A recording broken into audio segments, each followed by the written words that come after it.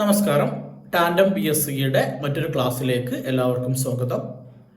നമ്മളിന്ന് ഡിവിഷണൽ അക്കൗണ്ടന്റിന്റെ സിലബസിൽ സ്പെഷ്യൽ ടോപ്പിക്കിന്റെ ഭാഗത്ത് എലമെന്ററി ബുക്ക് കീപ്പിംഗ് എന്ന് പറയുന്ന ഒരു ടോപ്പിക് ഉണ്ട്. 30 മാർക്കിന്റെ ഒരു ടോപ്പിക്കാണ് പ്രിലിംസിന് ഈ എലമെന്ററി ബുക്ക് കീപ്പിംഗ് എന്ന് പറയുന്നത്.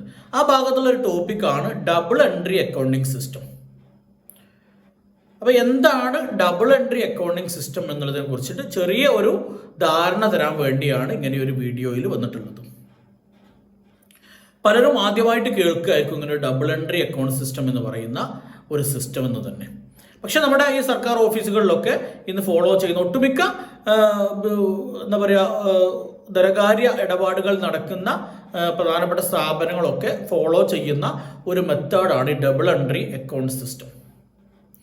അപ്പോൾ എന്താണ് ഈ ഡബിൾ എൻട്രി അക്കൗണ്ട് സിസ്റ്റം എന്ന് പറയുന്നതിന് മുമ്പ്, എന്ന് മനസ്സിലാക്കുന്നതിന് മുമ്പ് നമുക്കൊരു കുറച്ച് ടേംസ് പഠിച്ചു വെക്കണം. ആ ടേംസ് മനസ്സിലായി കഴിഞ്ഞാൽ ഈ ഡബിൾ എൻട്രി അക്കൗണ്ടിങ് എന്താണെന്നുള്ളത് പെട്ടെന്ന് മനസ്സിലാവും. അപ്പോൾ എന്തൊക്കെയാണ് ടേംസ് നമുക്ക് നോക്കാം. ഒന്നാണ് അസറ്റ്, മറ്റൊന്ന് ലയബിലിറ്റി, മറ്റൊന്ന് ഇൻകം, മറ്റൊന്ന് എക്സ്പെൻഡിച്ചർ, പിന്നെ ലോസ് ഗെയിൻ. ഇതിന് അത്ര വലിയ ഇമ്പോർട്ടൻ്റ് ഇല്ല. പ്രധാനമായിട്ടും ഈ ഒരു 4 ടേം, അതോടൊപ്പം ഡെബിറ്റ് ആൻഡ് ക്രെഡിറ്റ്. ഇത്രയും കാര്യങ്ങൾ എന്താണ് എന്ന് മനസ്സിലാക്കിയാൽ നമുക്ക് ഈ ഡബിൾ എൻട്രി അക്കൗണ്ടിങ് പെട്ടെന്ന് മനസ്സിലാക്കാൻ വേണ്ടി പറ്റും. അപ്പൊ എന്താണ് അസറ്റ് എന്ന് പറഞ്ഞാൽ? അസറ്റ് എന്ന് പറഞ്ഞാൽ ഒന്നുമില്ല. ഒരു സ്ഥാപനത്തിന്, ഒരു ധനകാര്യ സ്ഥാപനമാണെങ്കിൽ അല്ലെങ്കിൽ ഒരു സർക്കാർ ഓഫീസ് ആണെങ്കിൽ അവർക്ക് ലഭിക്കാനുള്ള വരുമാനത്തെയാണ് അസറ്റ് എന്ന് പറയാം. അവരുടെ സമ്പാദ്യം എന്നൊക്കെ പറയാം. അവർക്ക് ലഭിക്കാനുള്ള വരുമാനത്തെ സാധാരണയായിട്ട് നമുക്ക് അസറ്റ് എന്ന് പറയാം. അല്ലെങ്കിൽ അവർക്ക് അവരുടെ കയ്യിലുള്ള പിന്നെ മൂവബിൾ അസറ്റ് അല്ലെങ്കിൽ ഫിക്സ്ഡ് അസറ്റ് എന്നൊക്കെ പറയും. ഇപ്പൊ ഒരു വാല്യൂ ഉള്ള ഒരു പ്രോപ്പർട്ടി അവർക്ക് ഉണ്ടെങ്കിൽ അതിനെ അസറ്റ് എന്ന് പറയും. ഉദാഹരണമായിട്ട് ഒരു സർക്കാർ സ്ഥാപനത്തിന് 1 ഏക്കർ ഭൂമിയുണ്ട്. ഈ 1 ഏക്കർ ഭൂമി എന്ന് പറഞ്ഞാൽ ആ സ്ഥാപനത്തിന് ആ 1 ഏക്കർ ഈ ഒരു ഓഫീസിനെ സംബന്ധിച്ചിടത്തോളം അതൊരു അസറ്റാണ്. അതല്ലെങ്കിൽ ഒരു വാഹനം ഉണ്ടെങ്കിൽ ആ വാഹനം ഒരു അസറ്റാണ്. അല്ലെങ്കിൽ ഒരു റോഡ് നിർമ്മിച്ചു, പഞ്ചായത്ത് അല്ലെങ്കിൽ ജില്ലാ പഞ്ചായത്ത് അല്ലെങ്കിൽ PWD ഒരു റോഡ് നിർമ്മിച്ചു, ആ റോഡ് ഒരു അസറ്റാണ്. അപ്പൊ ഒരു വാല്യൂ ഉള്ള ഒരു വസ്തുവാണ് ഈ അസറ്റ് കൊണ്ട് ഉദ്ദേശിക്കുന്നത്. സാധാരണഗതിയിൽ കിട്ടുമെന്ന് പ്രതീക്ഷിക്കുന്നതൊക്കെ, വരുമാനം പ്രതീക്ഷിക്കുന്നതിനൊക്കെ അസറ്റ് എന്നാണ് പറയാം. അപ്പോൾ അസറ്റ് എന്ന് പറഞ്ഞപ്പോൾ എക്സാമ്പിൾ, 1 കോടി രൂപ ഒരു സ്ഥാപനത്തിന് ഈ വർഷം വരുമാനമായിട്ട് ലഭിക്കാനുണ്ട്, നികുതിയായിട്ട് ലഭിക്കാനുണ്ടെന്ന് വിചാരിക്കാം. ഒരു ഗവൺമെന്റ് സ്ഥാപനത്തിന് 1 കോടി രൂപ ഒരു വർഷം വരുമാനമായിട്ട് ലഭിക്കാനുണ്ട്, നികുതിയായിട്ട് ലഭിക്കാനുണ്ടെങ്കിൽ പറയാം ഈ 1 കോടി രൂപ ഈ സ്ഥാപനത്തിന്റെ അസറ്റാണ്. ഈ വർഷം തീരുന്നതിന് മുമ്പ് ഈ 1 കോടി രൂപ നികുതി ഇനത്തിൽ വരുമെന്ന് ഈ ഓഫീസ് പ്രതീക്ഷിക്കുന്നുണ്ടെങ്കിൽ ഈ 1 crore ഇവരുടെ ഒരു അസറ്റായിട്ട് കണക്കാക്കാം. എങ്കിൽ എന്താണ് ലയബിലിറ്റി? ഈ അസറ്റിന്റെ നേരെ ഓപ്പോസിറ്റ് ആണ് ലയബിലിറ്റി. അസറ്റ് നമുക്ക് കിട്ടാനുള്ളത് ആണെങ്കിൽ ലയബിലിറ്റി എന്ന് പറഞ്ഞാൽ നമുക്ക് കൊടുക്കാനുള്ളതാണ്. നമുക്കിപ്പോ അറിയാം, ഒരു സ്ഥാപനം ഒരു വർഷം, ഒരു ഓഫീസ് ആണെങ്കിൽ ശമ്പള ഇനത്തിൽ മറ്റിനത്തിൽ ഒരു വർഷം കഴിയുമ്പോൾ ഇത്ര രൂപ കൊടുക്കാനുണ്ട് എന്നുള്ള ഒരു കണക്കുണ്ടാവും. ഇത്ര രൂപ കിട്ടാനുണ്ട് എന്ന് കണക്കുള്ളത് പോലെ തന്നെ ഇത്ര രൂപ കൊടുത്തു തീർക്കാനുണ്ട് എന്നുള്ള കണക്കുണ്ടാവും. പല രീതിയിലും കൊടുത്തു തീർക്കാനുള്ള കണക്കുണ്ടാവും. കൊടുക്കാനുള്ളതാണ്, കൊടുത്തതല്ല കൊടുക്കാനുള്ളത്. മാറിപ്പോകരുത്. കൊടുത്തതിന് നമ്മൾ എക്സ്പെൻഡിച്ചർ എന്നാണ് പറയാം. കൊടുക്കാനുള്ളതിനെ നമ്മൾ എന്ത് പറയും? ലയബിലിറ്റി എന്ന് പറയും. ഒരു കോടി അസറ്റ് ഉണ്ടാകുമ്പോൾ ഒരു 80 lakh ചിലപ്പോൾ ലയബിലിറ്റി ഉണ്ടാകും. ലയബിലിറ്റി എന്ന് പറഞ്ഞാൽ ഒന്നുമില്ല, ഈ ഒരു വർഷം നമ്മൾ കൊടുക്കാനുള്ളത്, പലർക്കുമായിട്ട് കൊടുക്കാനുള്ളതിനെയാണ് നമ്മുടെ ലയബിലിറ്റി അഥവാ ബാധ്യത എന്ന് പറയാം. അല്ലെ, കൊടുത്തു കഴിഞ്ഞാൽ പിന്നെ ബാധ്യത എന്ന് പറയും. അപ്പൊ ബാധ്യത ഒഴിവാകും. അപ്പൊ കൊടുക്കാനുള്ളതാണ് ലയബിലിറ്റി, കിട്ടാനുള്ളതാണ് അസറ്റ്. ഇനി എന്താണ് ഇൻകം? ഇൻകം എന്ന് പറഞ്ഞാൽ ഒന്നുമില്ല, നമുക്കൊക്കെ അറിയുന്നതാണ്. പച്ച മലയാളത്തിൽ പറഞ്ഞാൽ വരുമാനം എന്ന് പറയില്ലേ. അതായത് ഒരു നികുതി ഇനത്തിൽ, ഫീസ് ഇനത്തിലൊക്കെ ഒരു സർക്കാർ സ്ഥാപനത്തിന് ലഭിക്കുന്ന തുക, ലഭിച്ച തുകയാണ് ഇൻകം അല്ലെങ്കിൽ റവന്യൂ എന്ന് പറയാം. ഇൻകം അല്ലെങ്കിൽ റവന്യൂ എന്നും പറയും. വരുമാനം അഥവാ ആ സ്ഥാപനത്തിൻ്റെതായി കിട്ടണം കേട്ടോ. ഉദാഹരണമായിട്ട് ഒരാള് 1 ലക്ഷം രൂപ സർക്കാർ ഓഫീസിൽ കൊണ്ടുവന്ന് അടക്കുകയാണ്. പക്ഷെ ആ പൈസ ഈ സ്ഥാപനത്തിന്റെ വരുമാനമല്ല, ഇത് മറ്റാർക്കോ കൊടുക്കാനുള്ളതാണ്. അല്ലെങ്കിൽ ഒരു സെക്യൂരിറ്റി ഡെപ്പോസിറ്റ് ആയിട്ടാണ് 1 ലക്ഷം രൂപ വാങ്ങി വെച്ചതെങ്കിൽ അതിനെ ഇൻകം അല്ലെങ്കിൽ റവന്യൂ എന്ന് പറയില്ല. അതെന്താണ്? ലയബിലിറ്റി ആണ്. കാരണം ഏതെങ്കിലും ഒരു കാര്യത്തിന് 1 ലക്ഷം രൂപ ഒരു സർക്കാർ ഓഫീസ് സെക്യൂരിറ്റി ഡെപ്പോസിറ്റ് ആയിട്ട് വാങ്ങി വെക്കുന്നുണ്ടെങ്കിൽ ആ ആവശ്യം കഴിഞ്ഞു കഴിഞ്ഞാൽ അത് തിരിച്ചു കൊടുക്കേണ്ട പൈസയാണ്.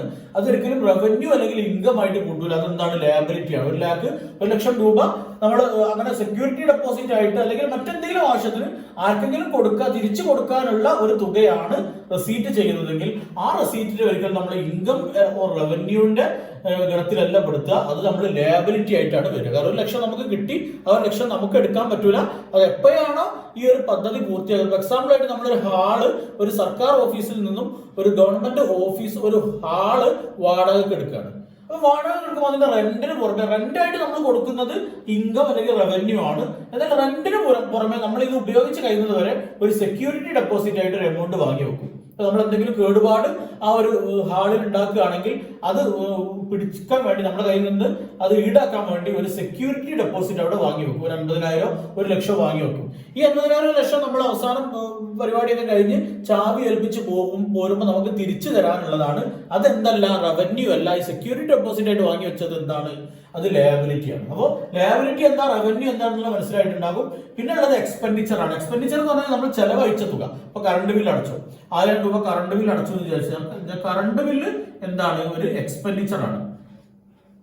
അടച്ചു കഴിഞ്ഞ കറണ്ട് ബില്ലാണ് പറയുന്നത്. ഇനി അടക്കാനുള്ള ഒരു വർഷം 10,000 രൂപ കറണ്ട് ബില്ല് അടക്കാനുണ്ട് എന്ന് നമ്മൾ കണക്ക് മുൻകൂട്ടി വെച്ച് കഴിഞ്ഞാൽ അതിനെ നമ്മൾ ലയബിലിറ്റി എന്ന് പറയും. അത് എക്സ്പെൻഡിച്ചർ അല്ല.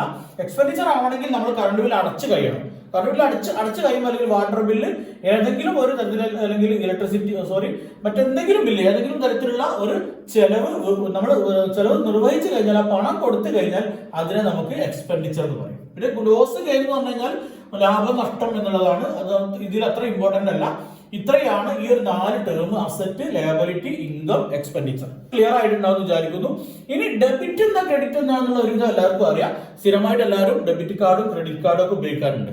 അപ്പൊ അതായത് ഒരു ട്രാൻസാക്ഷനിൽ നമുക്ക് ഒരു ഓഫീസിലേക്ക് ഇങ്ങോട്ട് വരുന്ന ക്യാഷിനെ നമ്മൾ ക്രെഡിറ്റ് എന്ന് പറയും, നമ്മൾ അങ്ങോട്ട് കൊടുക്കുന്നതിന് ഡെബിറ്റ് എന്ന് പറയും. അത് ഏതെങ്കിലും ഒരു അക്കൗണ്ടിൽ നിന്ന് കുറവ് വരികയാണെങ്കിൽ അതിനെ ഡെബിറ്റ് എന്ന് പറയും. നമുക്കറിയാം, നമ്മൾ ഡെബിറ്റ് കാർഡ് എന്ന് പറയും, ATM കാർഡ് അല്ലെങ്കിൽ ഡെബിറ്റ് കാർഡ് ഉപയോഗിക്കാറുണ്ട്. അതിന്റെ പ്രോസസ് എന്താണ്? നമ്മൾ ഡെബിറ്റ് കാർഡ് ഉപയോഗിച്ചിട്ട് ഒരു 1000 രൂപ പിൻവലിക്കുമ്പോൾ അക്കൗണ്ടിൽ 1000 രൂപ കുറയാണ് അല്ലെ, കൂടുകയാണോ? അല്ല. എന്നാൽ ക്രെഡിറ്റ് കാർഡിന്റെ കേസ് അങ്ങനെയല്ല. നമ്മൾ ക്രെഡിറ്റ് കാർഡ് ഉപയോഗിച്ചിട്ട് പർച്ചേസ് ചെയ്യുമ്പോൾ എന്താ ചെയ്യുക? നമ്മുടെ അക്കൗണ്ടിൽ നമ്മളെ ബാധ്യത അങ്ങനെ കൂടി വരികയാണ്. അവിടെ എമൗണ്ട് കൂടുക ചെയ്യുക. 1000 രൂപയായിരുന്നു ഉണ്ടായിരുന്നത്, നമ്മൾ 1000 രൂപയായിട്ട് പർച്ചേസ് ചെയ്യുമ്പോൾ അവിടെ എന്താ ചെയ്യുന്നത്? 2000 ആയി മാറുകയാണ് അല്ലേ.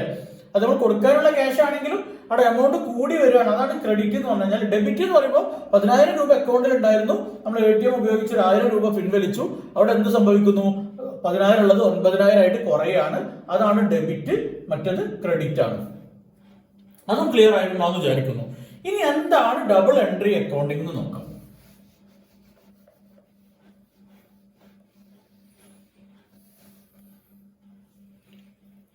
ഡബിൾ എൻട്രി അക്കൗണ്ടിംഗ് എന്താന്ന് പറയുന്നതിന് മുമ്പ് എന്താണ് സിംഗിൾ എൻട്രി അക്കൗണ്ടിംഗ് എന്ന് പറയുന്നത്? സിംഗിൾ എൻട്രി അക്കൗണ്ടിംഗ് എന്ന് പറഞ്ഞു കഴിഞ്ഞാൽ, ഫോർ എക്സാമ്പിൾ, ഞാനൊരാൾക്ക് ഒരു തുക കടം കൊടുക്കുകയാണ്. ഞാനൊരാൾക്ക് ഒരു തുക, ഒരു 10,000 രൂപ ഞാൻ കടം കൊടുത്തു. ഞാൻ അക്കൗണ്ട് ചെയ്യുന്നത് ഈ 10,000 രൂപ ഞാൻ ഒരാൾക്ക് കൊടുത്തു, കടം കൊടുത്തു എന്ന് മാത്രം ആണ് രേഖപ്പെടുത്തി വെക്കുന്നത്. ഒരു മാസം കഴിയുമ്പോൾ അയാൾ ക്യാഷ് തിരിച്ചു തന്നു, ഞാൻ 10,000 രൂപ തിരിച്ചു കിട്ടിയെന്ന് രേഖപ്പെടുത്തുന്നു. അപ്പോൾ ഈ ക്യാഷ് കൊടുത്തപ്പോൾ ഞാൻ എൻ്റെ കണക്ക് പുസ്തകത്തിൽ ആകെ ഒരു എൻട്രിയാണ് വരുത്തിയത്, 10,000 രൂപ കടം കൊടുത്തു എന്നുള്ളത്. പക്ഷെ ആ ഒരു ഇത് ബാലൻസ്ഡ് ആവണ്ടല്ല. 10,000 രൂപ ഒരാൾക്ക് കൊടുത്തു, അവിടെ ഡെബിറ്റിൽ 10,000 വന്നു, ക്രെഡിറ്റിൽ 0 ആണ് വരുന്നത്. അവിടെ അത് എന്തല്ല, ഒരു ബാലൻസ്ഡ് അക്കൗണ്ടിങ് അല്ല. 10,000 കൊടുത്തു, ഈ കൊടുത്ത 10,000 എവിടെ ക്രെഡിറ്റ് ആയി എന്നൊന്നും കാണിക്കുന്നില്ല. ഒരു 10,000 ചെലവ് മാത്രമേ അവിടെ ഉള്ളൂ. അതുകൊണ്ട് അതെന്താണ്? സിംഗിൾ എൻട്രി അക്കൗണ്ടിങ് ആണ്. ഇനി 10,000 കൊടുക്കുമ്പോൾ സത്യത്തിൽ എന്ത് സംഭവിക്കുന്നുണ്ട്? ഈ 10,000 കൊടുക്കുമ്പോൾ എൻ്റെ ക്യാഷ് ഇൻ ഹാൻഡ്, അതായത് ക്യാഷ് ഇൻ ഹാൻഡ് എന്നാണ് അക്കൗണ്ട്സിന്റെ ടേംസിൽ പറയാം. അതായത് എൻ്റെ കയ്യിലുള്ള ക്യാഷ്, അതാണ് ക്യാഷ് ഇൻ ഹാൻഡ്. ഈ ക്യാഷ് ഇൻ ഹാൻഡിൽ എന്ത് സംഭവിക്കുന്നുണ്ട്? 10,000 രൂപ കുറവ് വരുന്നുണ്ട് അല്ലേ. എൻ്റെ കയ്യിൽ എത്രയാണോ ക്യാഷ് ഉള്ളത് അതിൽ നിന്നാണ് ഞാൻ 10,000 ഇയാൾക്ക് കൊടുക്കുന്നത്. അപ്പോൾ എൻ്റെ ക്യാഷ് ഇൻ ഹാൻഡിൽ എന്ത് വരുന്നുണ്ട്? ഒരു 10,000 രൂപ കുറവ് വരുന്നുണ്ട്. അപ്പോൾ ഡെബിറ്റ് വരുന്നത് എവിടെയാണ്? ക്യാഷ് ഇൻ ഹാൻഡിൽ 10,000 മൈനസ് 10,000 വരുന്നുണ്ട്. ഒരാൾക്ക് കടം കൊടുക്കുമ്പോൾ ക്യാഷ് ഇൻ ഹാൻഡിൽ എന്ത് ചെയ്യുന്നുണ്ട്? ക്യാഷ് ഇൻ ഹാൻഡിൽ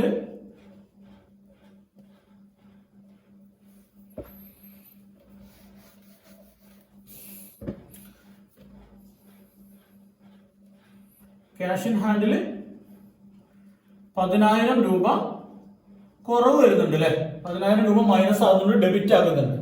ഈ ക്യാഷ് ഇൻ ഹാൻഡിൽ 10,000 രൂപ ഡെബിറ്റ് ആകുന്നതോടുകൂടി എന്ത് ചെയ്യുന്നുണ്ട്? നമുക്കറിയാം ഈ 10,000 രൂപ എനിക്ക് കിട്ടാനുള്ള ക്യാഷ് അല്ല, ഞാൻ കടം കൊടുത്തതാണ്. ഈ 10,000 രൂപ എന്തെങ്കിലും ഒന്ന് എനിക്ക് കിട്ടും. അപ്പൊ കിട്ടാനുള്ള ക്യാഷാണ്. ഈ കിട്ടാനുള്ള ക്യാഷിനാണ് നമ്മൾ എന്ത് പറഞ്ഞത്? അസറ്റ് എന്ന് പറഞ്ഞത് അല്ലെ. അപ്പൊ എന്റെ അസറ്റിൽ അല്ലെങ്കിൽ എനിക്ക് കിട്ടാനുള്ള ക്യാഷ് റിസീവബിൾ അല്ലെങ്കിൽ ക്യാഷ് റിസീവബിൾ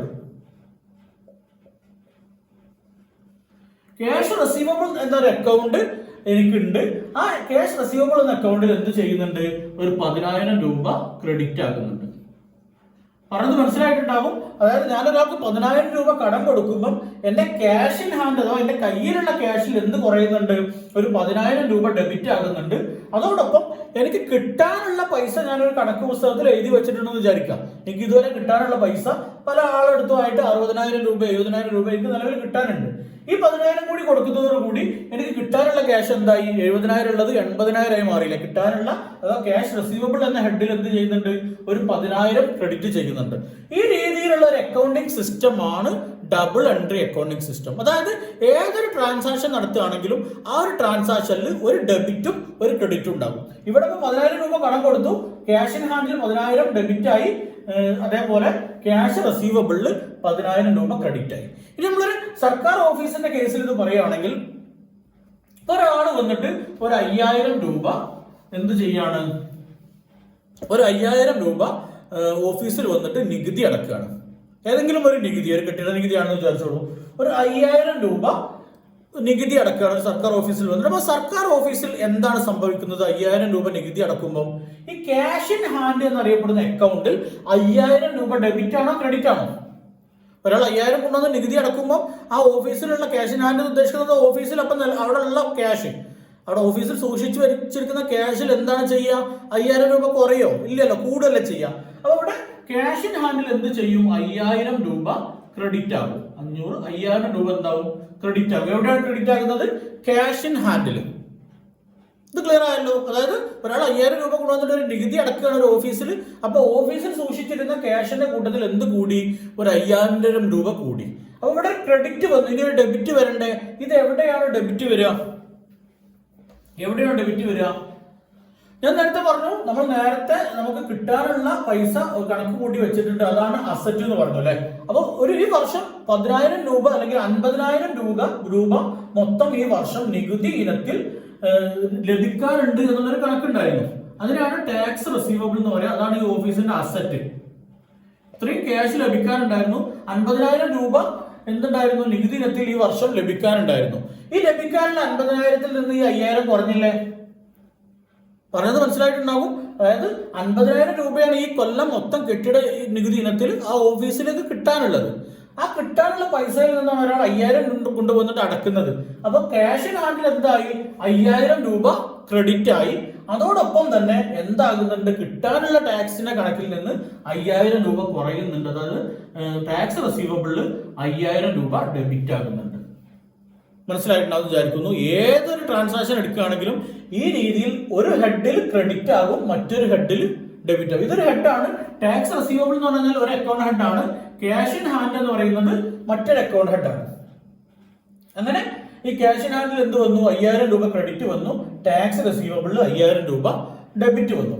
ഇനി അന്ന് വൈകുന്നേരം എന്ത് ചെയ്യാണ്? കിട്ടിയ ക്യാഷ് അവിടെ വെക്കാൻ പറ്റൂല. അന്ന് വൈകുന്നേരം അത് ബാങ്കിൽ കൊണ്ടുപോയി അടക്കണം. അപ്പൊ ബാങ്കിൽ കൊണ്ടുപോയി അടക്കുമ്പോൾ എന്ത് ചെയ്യും? ഇവിടെ ക്യാഷ് ഇൻ ഹാൻഡിൽ 5,000 രൂപയുണ്ട്. ഈ ക്യാഷ് ഇൻ ഹാൻഡിലുള്ള 5,000 രൂപയാണ് ബാങ്കിൽ കൊണ്ടുപോയി അടക്കുന്നത്. അപ്പൊ ക്യാഷ് ഇൻ ഹാൻഡിൽ എന്ത് വരും? 5,000 രൂപ ഡെബിറ്റ് വരും അല്ലെ. കയ്യിലുള്ള ക്യാഷ് ബാങ്കിൽ കൊണ്ടുപോയി അടക്കുന്നു. അപ്പോൾ എന്ത് സംഭവിക്കും? ക്യാഷ് ഇൻ ഹാൻഡിൽ 5,000 രൂപ ഡെബിറ്റ് വരും. ക്യാഷ് ഇൻ ഹാൻഡിൽ 5,000 രൂപ ഡെബിറ്റ് വരുമ്പോൾ സ്വാഭാവികമായിട്ടും എന്ത് വരണം? അവിടെ ഒരു ക്രെഡിറ്റ് കൂടി വരണം. എവിടെയാണ് ക്രെഡിറ്റ് വരിക? ക്യാഷ് ഇൻ ബാങ്ക് എന്നറിയപ്പെടുന്ന ഒരു അക്കൗണ്ട് ഹെഡ് ഉണ്ടാവും. ക്യാഷ് ഇൻ ബാങ്ക് എന്ന അക്കൗണ്ട് ഹെഡിൽ എന്ത് ചെയ്തു? 5,000 രൂപ കൂടി അല്ലെ. അപ്പൊ ഈ അക്കൗണ്ടിംഗ് സിസ്റ്റം നിങ്ങൾക്ക് മനസ്സിലായിട്ടുണ്ടാകും. ഒരാൾ 5,000 രൂപ കൊണ്ടുവന്ന് ഓഫീസിൽ നികുതിയായിട്ട് അടക്കുന്നു. അപ്പൊ ക്യാഷ് ഇൻ ഹാൻഡിൽ 5,000 രൂപ ക്രെഡിറ്റ് ആകുന്നു. അതോടൊപ്പം ടാക്സ് റിസീവബിൾ എന്ന ഹെഡിൽ 5,000 രൂപ ഡെബിറ്റ് ആകുന്നു. കാരണം ഈ കൊല്ലം മൊത്തം കിട്ടാനുള്ള ക്യാഷ് എന്ന് പറഞ്ഞിട്ടൊരു കണക്ക് ഉണ്ടാക്കി വെച്ചിട്ടുണ്ട്. ആ കണക്കിൽ നിന്നും ഈ 5000 രൂപ കുറയുകയാണ്. പിന്നെ ഇതിന്റെ ബാക്കിയുള്ളതല്ലേ കിട്ടാനുണ്ടാവുള്ളൂ. അപ്പൊ ഈ 5000 രൂപ എന്ത് ചെയ്തു? ടാക്സ് റിസീവബിൾ എന്ന ഹെഡിൽ കുറവ് വന്നു, ഡെബിറ്റ് വന്നു. അങ്ങനെ അന്ന് വൈകുന്നേരം ഈ ക്യാഷ് കൊണ്ടുപോയി ബാങ്കിൽ അടക്കുകയാണ്. ബാങ്കിൽ അടക്കുമ്പോൾ എന്ത് സംഭവിക്കും? ഈ ക്യാഷ് ഇൻ ഹാൻഡിൽ നിന്നും 5000 രൂപ ഡെബിറ്റ് ആയി, ഈ ക്യാഷ് ഇൻ ബാങ്കിൽ 5000 രൂപ ക്രെഡിറ്റുമായി. കാരണം ബാങ്കിലാണ് കൊണ്ടുപോയിടുന്നത്. അപ്പൊ ബാങ്കിലുള്ള ബാങ്ക് അക്കൗണ്ടിലെ പൈസ 50000 രൂപയായിരുന്നു നേരത്തെ ഉണ്ടായിരുന്നതെങ്കിൽ ഈ 5000 കൂടി കൂടിയിട്ട് 55000 ആകും അല്ലെ. അപ്പൊ അവിടെ ക്രെഡിറ്റ് വരുന്നത് ക്യാഷ് ഇൻ ബാങ്കിലാണ്, ഡെബിറ്റ് വരുന്നത് ക്യാഷ് ഇൻ ഹാൻഡിലാണ്. ക്ലിയർ ആയിട്ടുണ്ടെന്ന് വിചാരിക്കുന്നു. ഈ ഒരു സിസ്റ്റത്തെയാണ് ഡബിൾ എൻട്രി അക്കൗണ്ടിങ് സിസ്റ്റം എന്ന് പറയാം. അതായത് കിട്ടാനുള്ളതിൽ നിന്ന് കുറയും. ഒരു 5000 രൂപ വരുമ്പോൾ അല്ലെങ്കിൽ 1000 രൂപ റെസീറ്റ് ആയിട്ട് കിട്ടുമ്പോൾ എന്ത് ചെയ്യാണ്? കിട്ടാനുള്ളതിൽ 5000 രൂപ കുറയുന്നു. അതേപോലെ ക്യാഷ് ഇൻ ഹാൻഡിൽ, കയ്യിലുള്ള ക്യാഷ് എന്നുള്ള ആ ഒരു ഹെഡിൽ 5000 രൂപ കൂടുന്നു. അപ്പൊ ഏതൊരു എൻട്രി നടത്തണമെങ്കിൽ നമ്മൾ ന്യൂട്ടന്റെ തേർഡ് ലോ പറയാറുണ്ട് അല്ലെ. For every action there is an equal and opposite reaction എന്നാണ് സർ ഐസക് ന്യൂട്ടന്റെ 3ാം ചലന നിയമം പറയുന്നത്. സമാനമായിട്ടുള്ള ഒരു നിയമമാണ് ഇവിടെ ഡബിൾ എൻട്രി അക്കൗണ്ട്സിൽ വരുന്നത്. For every credit there is an equal and opposite debit, അല്ലെങ്കിൽ for every debit there will be an equal and opposite credit എന്ന് പറയാം. ഏതൊരു ഡെബിറ്റിനും അതേ എമൗണ്ടിന്റെ ഒരു ക്രെഡിറ്റ് ഉണ്ടാകും. ഏതെങ്കിലും ഒരു ഹെഡിൽ ഡെബിറ്റ് ആകുവാണെങ്കിൽ അതേപോലെ ഒരു ഹെഡിൽ ക്രെഡിറ്റ് ആക്കുന്നുണ്ടാവും. അപ്പൊ ഈ ബാലൻസ് ഷീറ്റ് എപ്പോഴും എന്തായിരിക്കും? ബാലൻസ്ഡ് ആയിരിക്കും. കണ്ടില്ലേ, ഇവിടെ മൊത്തം കൂട്ടുമ്പോൾ എന്തായി? ഡെബിറ്റിൽ 10000 ആണ്, ക്രെഡിറ്റിൽ എത്രയാണ്? അതും 10000 ആണ് അല്ലെ. അപ്പൊ എപ്പോഴും ബാലൻസ് എന്തായിരിക്കും? 0 ആയിരിക്കും അല്ലെ. ഇതിങ്ങനെ മെയിൻറ്റെയിൻ ചെയ്ത് പോകും, ബാലൻസ് 0 ആയിട്ട്. അതാണ് ഒരു ബാലൻസ് ഷീറ്റ് എന്ന് പറയുന്നത്. എപ്പോഴും ഡെബിറ്റും ക്രെഡിറ്റും ബാലൻസ്ഡ് ആയിരിക്കും. എത്ര രൂപ ക്രെഡിറ്റ് ആകുന്നോ അതേ രൂപ ഡെബിറ്റ് ആകും. അങ്ങനെ മൊത്തം അക്കൗണ്ടിങ്ങിൽ എന്തായിരിക്കും? അവസാനം ബാലൻസ്ഡ് ആയിരിക്കും. അപ്പൊ എന്താണ് ഡബിൾ എൻട്രി അക്കൗണ്ടിങ് സിസ്റ്റം എന്നുള്ളതിനെ കുറിച്ച് ചെറിയൊരു ധാരണ നിങ്ങൾക്ക് ലഭിച്ചിട്ടുണ്ടാകും എന്ന് വിചാരിക്കുന്നു. ഇനി കൂടുതൽ അതിന്റെ എക്സാമ്പിൾസും അതിന്റെ കൺസെപ്റ്റും ഒക്കെ ഡീറ്റെയിൽഡ് ആയിട്ട് നമുക്ക് അടുത്ത ക്ലാസ്സിൽ വിശദീകരിക്കാം. അപ്പോൾ നിങ്ങൾ കൂടുതൽ മനസ്സിലാകും. ടാൻഡം PSC എന്ന ഈ യൂട്യൂബ് ചാനൽ നിങ്ങൾ ഇതുവരെ സബ്സ്ക്രൈബ് ചെയ്തിട്ടില്ലെങ്കിൽ ഇപ്പോൾ തന്നെ ചാനൽ ഒന്ന് സബ്സ്ക്രൈബ് ചെയ്യുക. തൊട്ടടുത്ത് കാണുന്ന ബെല്ലൈക്കൺ കൂടി ക്ലിക്ക് ചെയ്ത് കഴിഞ്ഞാൽ ഞങ്ങൾ ഇതുപോലെയുള്ള വീഡിയോസ് അപ്ലോഡ് ചെയ്യുമ്പോൾ തന്നെ നിങ്ങൾക്ക് നോട്ടിഫിക്കേഷൻ ആയിട്ട് ലഭിക്കുന്നതാണ്. ഇതിന് PDF നോട്ട്സ് ലഭിക്കുന്നതിന് വേണ്ടി ടാൻഡം PSC എന്ന ഞങ്ങളുടെ ടെലഗ്രാം ചാനലിൽ കൂടി അംഗമാവുക. അതിന് ലിങ്ക് ഡിസ്ക്രിപ്ഷൻ ബോക്സിൽ കൊടുത്തേക്കാം. അപ്പോൾ നല്ലൊരു ക്ലാസ്സുമായിട്ട് വീണ്ടും കാണുന്നത് വരെ ഗുഡ് ബൈ.